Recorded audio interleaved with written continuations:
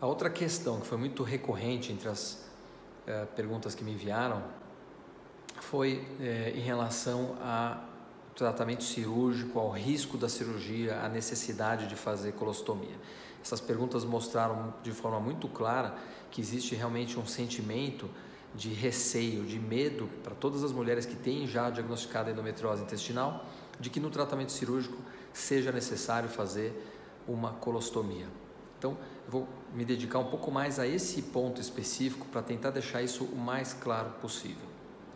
A cirurgia da endometriose profunda intestinal, quando ela é necessária, ela não envolve a realização de colostomia. Isso que precisa ficar muito claro.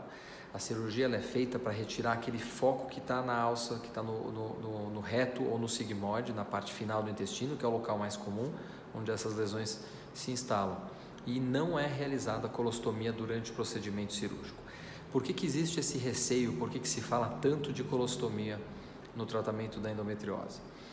Porque no pós-operatório existe uma chance de um processo inflamatório no local onde foi feita a abordagem cirúrgica, no local de onde saiu o nódulo intestinal, ou eventualmente aquele pedacinho de intestino que precisou ser retirado, e aquela alça intestinal, quando ela é reconstruída, fica o que a gente chama de uma linha de anastomose. No local onde isso é realizado, existe no pós-operatório uma chance estatística de que surja um pequeno orifício que a gente chama de fístula. É um buraquinho que surge no local de manipulação intestinal, por onde pode sair o conteúdo intestinal, conteúdo fecal, e cair dentro da cavidade pélvica, o que naturalmente provoca um processo inflamatório muito severo, muito intenso, e nessas situações é necessário fazer uma nova cirurgia para fazer o fechamento desse orifício e para fazer uma colostomia. Essa colostomia ela é realizada então para que o conteúdo intestinal não chegue no local onde aconteceu a fístula, para que isso possa cicatrizar com a maior segurança possível. Quando a colostomia é realizada, esse processo de cicatrização costuma demorar em torno de 2 meses. Então essa colostomia ela não é definitiva. O paciente fica com a colostomia durante aproximadamente 2 meses e aí é reagendada uma nova cirurgia para fechamento da colostomia. Um pouco antes de fazer esse procedimento, existem estudos e exames que podem ser feitos para constatar e para confirmar que a fístula já fechou.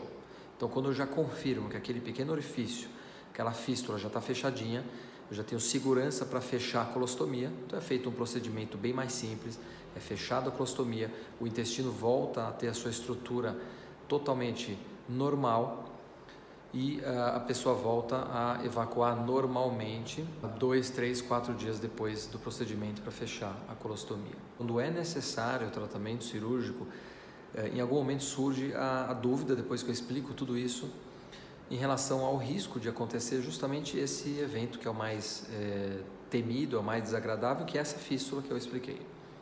Então, para entender o risco de fístula, eu vou dividir a lesão intestinal em 2 tipos. Lesões que ficam no final do intestino, na parte mais baixa do intestino, a gente chama de lesões intestinais baixas. Essas lesões ficam a 3, 4 ou 5 centímetros da borda anal. Quase todo exame de imagem, como a ressonância, por exemplo, no laudo o radiologista coloca a distância da lesão até a borda anal, para que seja possível classificar em lesão baixa como essas, ou as lesões altas, o outro grupo que são as lesões que ficam acima desse nível. A grande maioria fica a 9, 10, 12 ou até mais centímetros da borda anal. São lesões altas. O risco de fístula, de que seja necessário fazer uma colostomia, ele é muito maior para as lesões baixas.